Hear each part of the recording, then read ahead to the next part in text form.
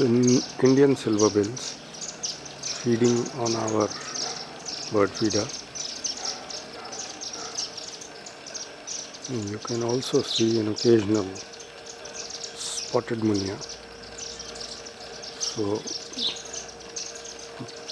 my theory is birds of same beak bite together, waiting for the spotted bill also to join in.